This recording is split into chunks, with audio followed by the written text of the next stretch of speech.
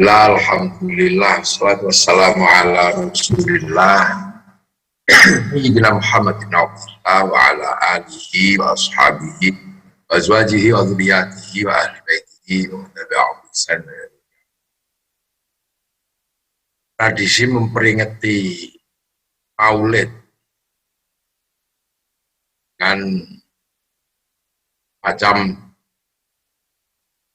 di Banyuwangi seperti endok-endokan, keluarkan telur. Di Jogja adalah gunungan atau sekaten. Beberapa tempat juga sama. Jadi, ada sesuatu yang memang berbeda terkait peringatan Maulid Nabi. Di mana Maulid Nabi ini identik dengan keluarnya makanan yang enak. Keluarnya makanan. Dan itu terjadi hampir di seluruh benua kaum muslimin. Di Rusia kalau Mulutan juga keluarnya makanan-makanan yang enak. Gunungan buah itu rata-rata tingginya 12 meter. Ada gunungan anggur, ada gunungan apel, gunungan daging. Hampir di Brunei juga sama, di Malaysia juga sama. Bahkan dulu seperti itu juga di Saudi Arabia. Di Makkah seperti itu juga, pas Maulid Nabi semua orang berkunjung ke makam, ke tempat lahirnya Nabi. Setelah itu punya tradisi makan besar bersama. Di Madinah juga sama, ziarah ke makam. Cuman ya di Makkah, Madinah terus kemudian berhenti karena setiap ada peringatan Maulid Nabi terjadi kegaduhan. Karena orang terus mengingat kembali tentang kebaikan Nabi, akan tetapi pas cucu Nabi sudah mengalami penderitaan politik, terjadi konflik Bani Umayyah. Sampai cucu Nabi terbunuh. Nah, mengingat terbunuhnya cucu Nabi itu menyebabkan duka yang cukup mendalam bagi orang-orang yang sedang memperingati Maulid. Terus kemudian mengingat kembali pelakunya adalah Yazid. Nah, teringat orang, Yazid itu kampungnya Najd. Nah, kemudian orang mengkaitkan bahwa memang perilaku orang Najd ini orang-orang yang keras-keras. Nah, dilalah Ibnu Sa'ud itu kampungnya asalnya Najd. Karena membicarakan Najd, pembunuh cucu Rasul, generasinya Muawiyah, Yazid, dan kebetulan Ibnu Sa'ud itu juga asalnya Najd. Maka daripada perbincangan Maulid ini berubah menjadi perbincangan menggerakkan kekuatan untuk menolak kekuasaan, maka akhirnya dilarang. Dua tempat di Makkah, di Madinah, dan sampai hari ini pelarangannya lebih kepada pelarangan politik. Tapi di negara-negara yang lain tidak bisa dihentikan, bahkan sampai hari ini semua negara Islam kalau Maulid Nabi pasti melakukan peringatan. Kalau peringatan yang lain ada di beberapa negara enggak, misalnya kayak Nuzulul Quran, kayak peringatan Hijriyah, tidak semua negara memperingati. Tapi kalau Mulutan hampir semua negara Islam memperingati dan punya caranya masing-masing. Tapi selalu identik dengan keluarga. Makanan, tumpeng, atau apalah yang paling enak itu dikeluarkan. Saya sebagai orang yang mendapat predikat sebagai kiai ahli sunnah wal jamaah yang hobi mulutan, ini kan mendapatkan akhir-akhir ini mendapatkan tantangan. Itu kira-kira sumbernya dari mana? Maulid kok pakai makan, keluarnya makanan enak, itu menghambur-hamburkan uang, kenapa? Akhirnya kita cari referensi, dari mana referensinya? Kalau pengajian mulutan, itu referensinya pasti dari Sayyid Salahuddin Al-Ayyubi. Ketika kaum muslimin menghadapi persiapan perang dengan pasukan salib, saling menantang antara pasukan Salahuddin Al-Ayyubi dan pasukan Pangeran Richard, yang akhirnya disepakati bahwa perang itu akan diselesaikan di perang terakhir, perang tuntutan di lapangan Antukia, itu negara lapangan di dekat Palestina. Maka kemudian terjadilah upaya untuk membangkitkan semangat. Seiring dengan keraguan kaum muslimin akan memenangkan pertarungan setelah hampir 300 tahun kadang kalah, kadang menang. Akhirnya untuk kebutuhan itu saya Jalaluddin Al-Ayyubi membangkitkan semangat untuk tidak takut mati. Maka kaum muslimin diajak ziarah ke makam para syuhada. Kaum muslimin diajak untuk mendekatkan diri kepada Allah dengan istighosyah. Nah, kaum muslimin diingatkan kembali dengan perjuangan Rasulullah yang sangat berat. Maka harus ada orang yang mampu menyusun sirah nabawiyah dalam bentuk qasidah-qasidah yang lebih mudah dipahami. Maka diadakanlah lomba oleh Sayyid Salahuddin Al-Ayyubi dan pemenangnya dibacakan di saat mengumpulkan kaum muslimin. Disitulah kemudian sejarah Debak dan Berjanjian muncul. Nah, sehingga kemudian semangatilah kaum muslimin untuk tidak takut mati dengan istighosyah, untuk dekat dengan Allah dengan istighosyah, tidak takut mati dengan ziarah, dan untuk mengenang Rasulullah dan perjuangannya dengan pembacaan maulid Nabi. Nah, dari situ kemudian lahirlah tradisi mulutan dengan pidato seperti sekarang ini. Nah, ini tradisi mulutan yang kemudian di situ ada pidatonya mengingatkan sejarah Rasulullah. Nah, persoalannya adalah bahwa keluarnya makanan itu sejarahnya dari mana, sejak kapan? Ternyata maulid dengan makanan itu adalah tradisinya para sahabat. Di mana sahabat itu bertanya kepada Rasulullah, ya Rasulullah, engkau puasa ya Rasulullah? Iya, aku di hari Senin ini puasa karena aku ingin mensyukuri lahirku. Nah, sejak itu kemudian sahabat ngerti bahwa hari Senin itu para Nabi berpuasa untuk mensyukuri kelahirannya. Nah, ketika Rasul berpuasa dan sahabat tahu, maka sahabat pulang ke rumahnya masing-masing, bertanya kepada istrinya masing-masing, ada masakan apa? Ada bahan masakan apa? Untuk apa? Karena nanti Rasulullah ini berbuka puasa, mari kita suguhkan makanan yang enak-enak, tabarruk kepada Rasulullah. Akhirnya kalau hari Senin, pada saat-saat Rasulullah puasa, itu kota Madinah berbau roti, berbau daging. Nah, begitu sore Rasulullah waktunya berbuka, para sahabat mengantarkan masakannya masing-masing ke hadapan Rasulullah untuk nanti menjadi makanan buka Rasulullah. Dan Rasulullah tidak pernah kemudian menolak itu. Nah, sahabat hanya menginginkan apa? Menginginkan doa dari Rasulullah. Karena nanti ketika Rasulullah itu sudah waktunya berbuka, pasti Rasulullah akan mengambil sebagian kecil dari makanan yang disuguhkan oleh para sahabat. Jadi disuguhkan dari sebagian kecil. Dan ketika Rasulullah mengambil setiap makanan itu, Rasulullah pasti berdoa, Allahumma barik lana fima razaqtana wa qina adzabannar. Yang diharapkan oleh sahabat itu adalah doa barokah yang disampaikan oleh Rasulullah terhadap makanan-makanan yang sedang mau dimakan. Dan sahabat merasa bahwa makanan yang sudah didoakan dengan doa barokah oleh Rasulullah karena barik lana itu akan menjadi makanan barokah. Karena sahabat tahu betul bahwa doa Rasulullah itu mustajab. Bahkan sahabat punya kebiasaan kalau bersin itu pengen di dekat Rasulullah. Ketika bersin ceng gitu sahabat, kemudian mengucap, ceng, alhamdulillah. Rasulullah pasti menjawab, balas yarhamu Allah. Nah, yarhamu Allahnya Rasulullah itulah yang diharapkan oleh para sahabat. Karena kalau sudah dapat doa yarhamu Allah dari Rasulullah, orang ini pasti tidak akan disiksa di neraka. Nah, ketika Rasulullah mengambil makanan, doanya juga diharapkan sahabat, Allahumma barik lana. Makanya kemudian doa barokah yang disampaikan Rasulullah ketika mau makan, ini menyebabkan makanan terupgrade menjadi makanan barokah. Lah, nanti dimakan secara bersama-sama. Nah, doa barokah ini sisanya nanti kalau tidak habis, dibawa pulang. Nah, makanan yang dibawa pulang untuk para keluarga itu yang disebut berkat kalau dalam bahasa kita. Itulah, itu yang disebut berkat. Nah, harapannya apa para sahabat? Harapannya adalah ketika memakan sesuatu yang sudah dapat dan doa barokah dari Rasulullah, akan menjadi makanan barokah.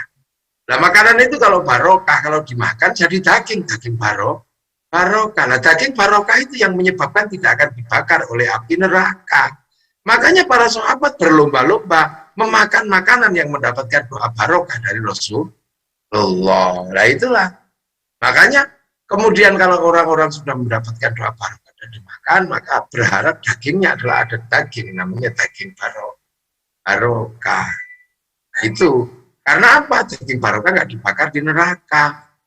Makanya doa barik lana itu hubungannya dengan wakina ada benar. Nah, itu kehebatan para sahabat mensikapi doa yang disampaikan oleh Rasulullah.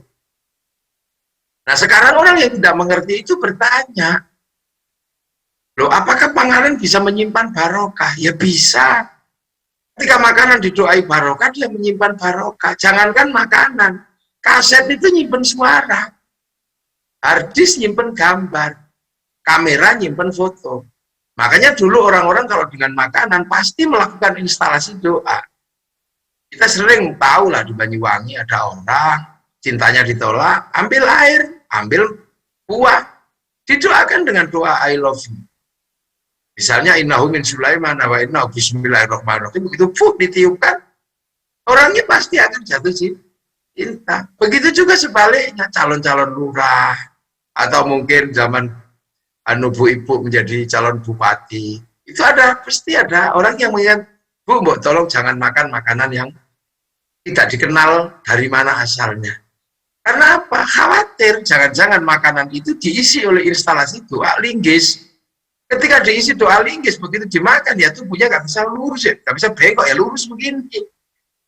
Nah, itulah yang namanya santet.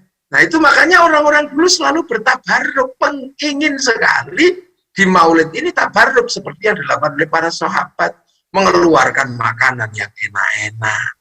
Untuk apa? Agar nanti ketika dimakan itu enak. Sehingga banyak sekali daging tabarruk yang menyebabkan bisa dimakan dan tertinggal menjadi daging.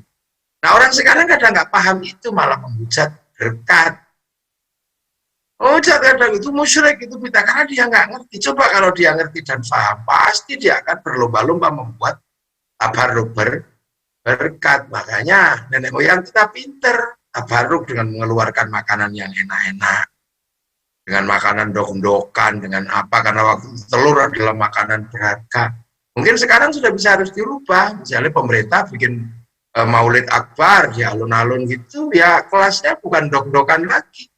Mungkin bisa ditaruh coklat untuk anak-anak, ditaruh uang untuk anak-anak, ditaruh spaghetti, ditaruh makanan pedes itu apa ala Banyuwangi, ya monggo.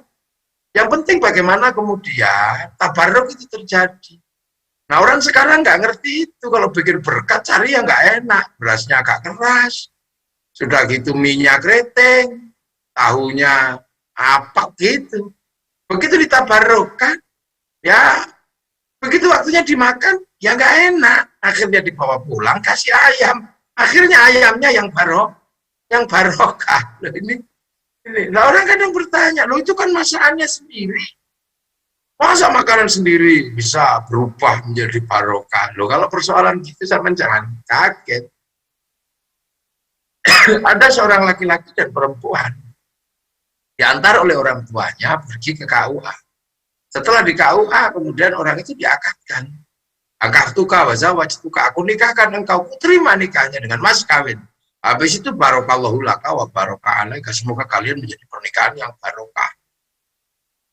Setelah didoakan, dua laki perempuan ini keluar dari KUA. Apakah barangnya masih sama? Masih. Bajunya masih sama.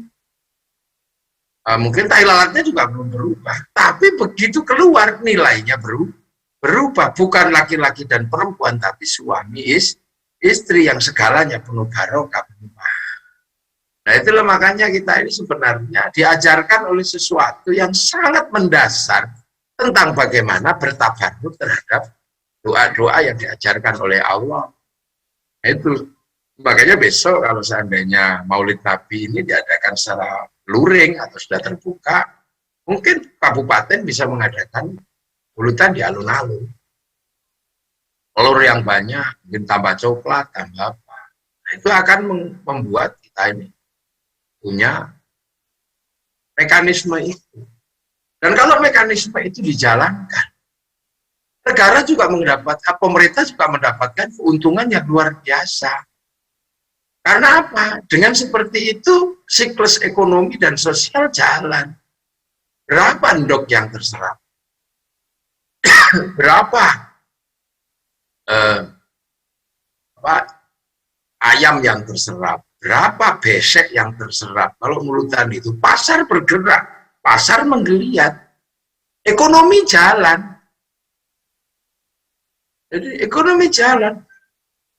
Apalagi kalau seandainya kemudian sampai ada sholawatan, manggil para habib untuk sholawatan, manggil kiai untuk sholawatan. Di situ roda ekonomi jalan. Bendera laku, spanduk laku, slayer laku, gagang pancing juga laku. Ini untuk kibar-kibarkan bendera, odong-odong laku. Laku semua, tahu laku, tahu petis laku, harum manis laku. Ada roda ekonomi yang bergerak luar biasa. Nah itu artinya daya tahan ketahanan pangan bisa dijalankan. Nah mekanisme ini dulu dibangun oleh para ulama. Makanya setiap yang terkait dengan agama diturunkan dalam sebuah jangkar sosial di mana dia mampu menggerakkan mekanisme sosial, mulai dari maulid Nabi, mulai dari apa pengajian, bahkan ngurusi orang mati, sampai ziarah kubur, ayam laku, besek laku, semuanya laku. Apalagi kalau sudah sampai kepada ziarah, mengingatkan kita dengan maulid Nabi, bahwa Nabi itu orang Arab, yang ketemu sama sana orang Arab, sahabat orang Arab, makanya namanya Abu Bakar. Nah, nggak ada sahabat yang namanya Joni itu. Nah, itu mengingatkan kita bahwa Islam yang datang ke Banyuwangi misalnya, itu dilatar belakangi oleh peran beberapa orang. Sirotol mustaqim itu ada sirotol ladina an'amta alaihim. Nah, kesadaran itu akan diingatkan tentang sanad agama. Nah, terhadap Rasulullah diperingati, terhadap orang-orang yang berjasa membawa agama, juga diziarahi, diperingati. Kuburan para wali, kuburan para ulama, kuburan Gus Dur diziarahi. Karena beliau-beliau termasuk yang penyambung setelah Rasulullah. Nah, akhirnya dari situ laku semua. Ekspedisi bis laku, berpariwisata laku. Makam para wali di situ orang ngojek laku, di situ orang jual nasi laku, jual tasbih laku, bahkan copet pun laku di situ. Artinya ada sebuah roda ekonomi yang luar biasa yang bisa menggerakkan kehidupan. Apalagi kalau ziarah makam wali, orang Banyuwangi ziarah ke Surabaya, melihat ziarah makamnya Sunan Ampel, akan ada kecintaan terhadap Surabaya. Sehingga kemudian akan ada kesemestaan saling mencintai. Nah kalau itu terjadi, orang Banyuwangi gak akan berani ngebom Surabaya. Karena di Surabaya ada makamnya Sunan Ampel. Orang Surabaya sudah tidak berani mengebom Demak. Karena di Demak ada makamnya Sunan Kalijogo. Kalau itu rutin terus dijadikan sebuah gerakan yang masif dan diinisiasi langsung oleh pemerintah daerah, maka kemudian akan terjadi sebuah gerakan di mana hubbul wathon minal iman itu menjadi sebuah keniscayaan. Itu. Dan ini adalah sebuah mekanisme dulu yang dibikin oleh para wali, oleh para ulama. Kenapa? Karena Islam itu datang di Arab. Datang di Arab berbeda dengan agama-agama yang sebelumnya. Kalau agama-agama yang sebelumnya Nabi diutus itu untuk beberapa suku, untuk beberapa kawasan. Karena memang dunia sendiri belum penuh. Nabi Musa ya seputaran Filistin sama Mesir, Nabi Ibrahim seputaran Filistin Mesir, Nabi Isa seputaran Filistin Mesir Romawi. Akan tetapi ketika Rasulullah diutus jadi Nabi, itu dunia sudah penuh. Sudah penuh dengan hampir semua benua dan semua pulau ada penghuninya. Dan mereka sudah punya mekanisme budaya, mekanisme agama, sudah punya. Kalau zaman Nabi Ibrahim baru satu agama, baru Yahudi. Zaman Nabi Musa baru agama satu. Zaman Nabi Isa baru Yahudi Nasrani. Tapi zaman Nabi Muhammad problematika juga semakin banyak dalam hal agama, sudah ada 3 agama. Dalam hal suku dan bangsa, sudah ada suku-suku dan bangsa-bangsa yang berbeda, dengan kulit yang berbeda, dengan wajah yang berbeda. Sementara Islam harus menjadi tulang punggung rahmatan lil alamin, karena Rasulullah diutus wa ma arsalnaka illa rahmatan lil alamin. Nah, ketika Rasulullah diutus dalam rahmatan lil alamin, artinya punya tugas untuk membawa misi-misi Islam kepada jaringan seluruh dunia. Nah, jaringan-jaringan seluruh dunia itu ketika didatangi Islam, ternyata rata-rata sudah punya budaya, bahkan sudah punya agama. Satu contoh di Indonesia, ketika Islam harus bergerak ke Indonesia, ketemu dengan bangsa Majapahit. Bangsa Majapahit sudah punya agama, sudah punya ekonomi. Bahkan Raja Majapahit waktu itu kalau lagi makan, piringnya langsung dibuang gitu aja. Untuk menunjukkan bahwa negara itu kaya. Sistem sosial politik dibangun dari sebuah sistem pengetahuan dalam satu kitab namanya Negara Agama. Dibangun bagaimana bertoleransi, dibangun dalam sebuah buku besar namanya Sutasoma. Lo artinya bahwa ketika Islam muncul di Arab dan bergerak ke sini, di sini sudah menemukan sebuah sistemnya. Artinya bahwa bangsa ini sudah mendapat rahmat Allah sebelumnya.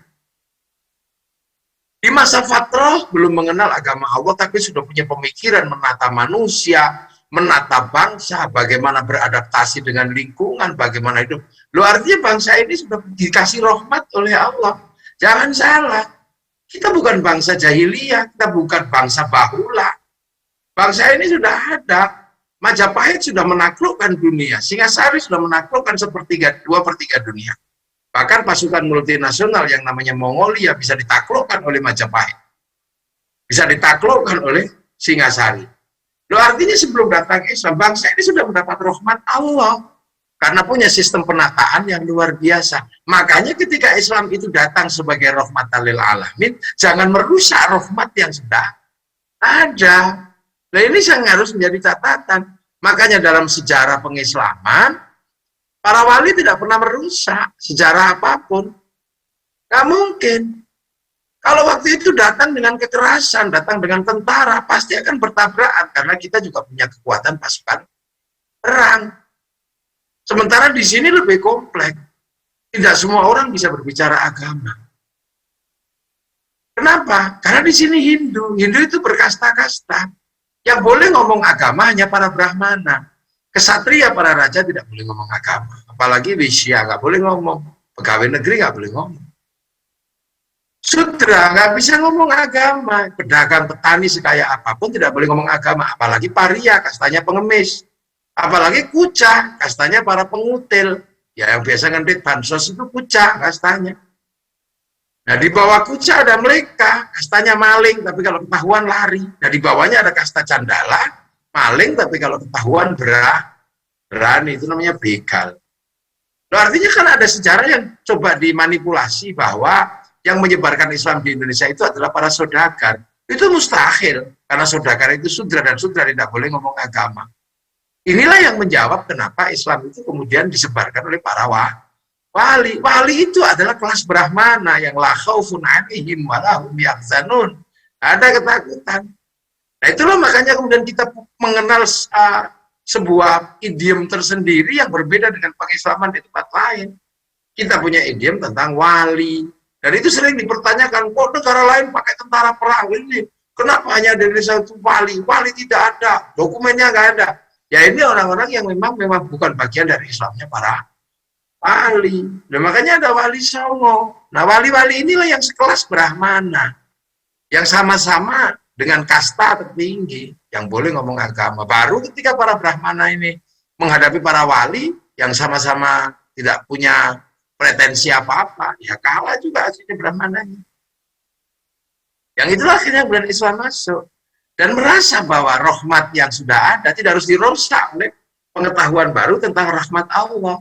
Makanya ya biasa aja pakai bahasa-bahasa yang ada, pakai mekanisme yang ada. Seorang tokoh pemuka agama disebut Syekhun Ustadun. Tapi kalau memaksakan Syekhun Ustadun, maka akan bertabrakan dengan sistem lokal. Maka akhirnya Syekhun Ustadun ya sudah menggunakan bahasa kiai. Di mana kiai itu orang-orang hebat. Kadang bahkan kebo kalau hebat disebut kebo Kiai Slamet. Tombak kalau sakti disebut tombak Kiai Pleret. Kan gitu. Nah ini terjadi. Yang mestinya tilmidun muridun, ya udah nggak apa-apa menggunakan bahasa santri. Yang mestinya sholat menggunakan bahasa sembahyang. Yang mestinya ziarah kubur, birrul walidain menggunakan bahasa nyadran. Itu bahasa-bahasa lama. Dan akhirnya berhasil.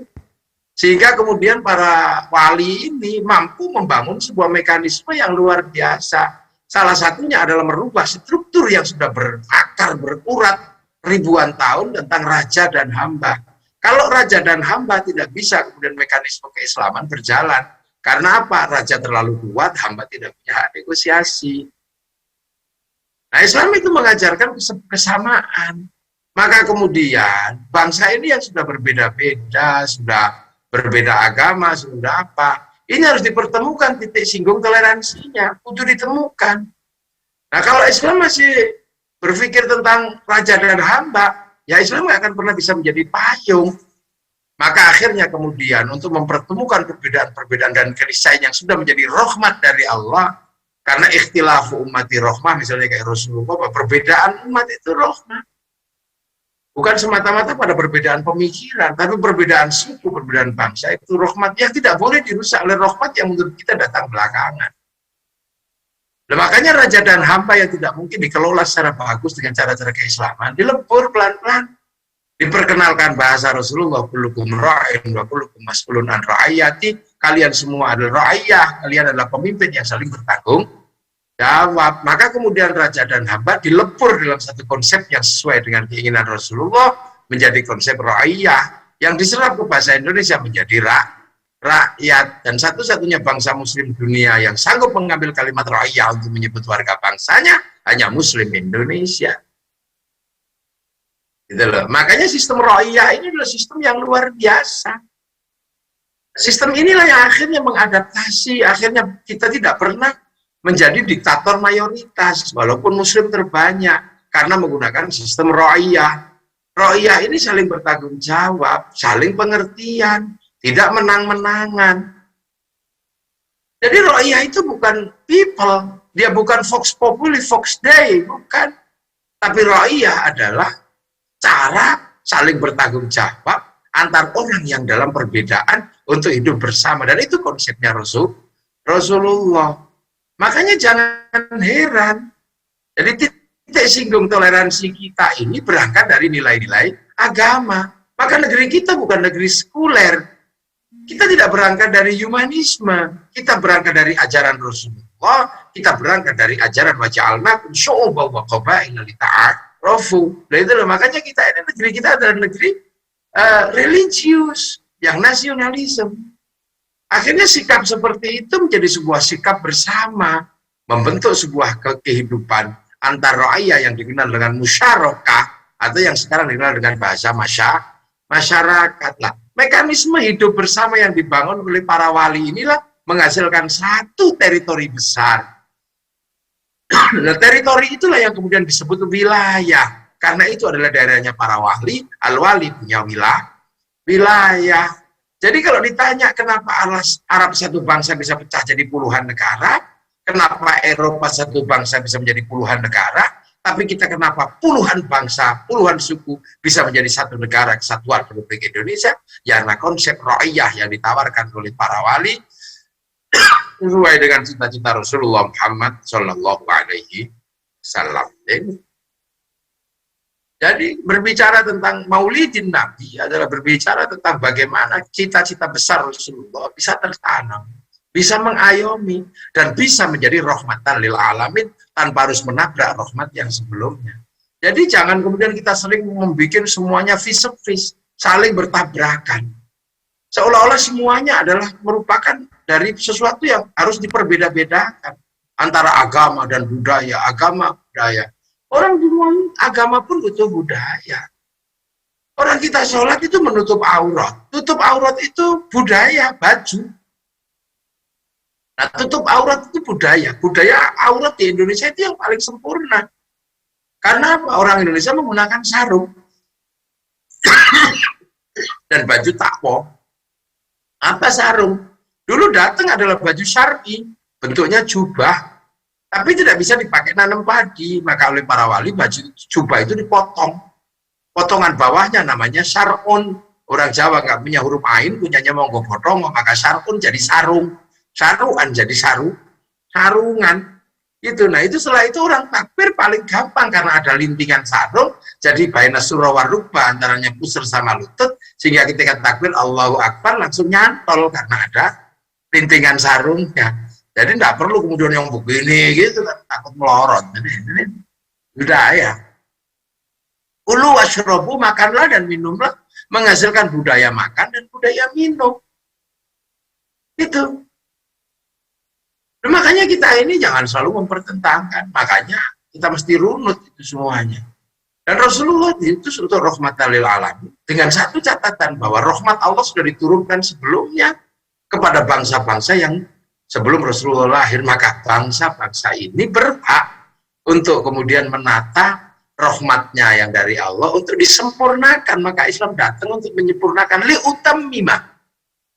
Nah, kesadaran ini adalah kesadaran bahwa semuanya menjadi manusia yang punya akhlak. Makanya kalau kesadaran ini ada bahwa manusia Islam harus ketemu dengan bangsa yang berbeda-beda, ya akhirnya inilah yang namanya akhlak, dan kita jangan kehilangan itu. Islam harus ketemu dengan orang Cina, Islam harus ketemu dengan orang Arab, Islam harus ketemu dengan orang Eropa, Amerika, orang Jawa.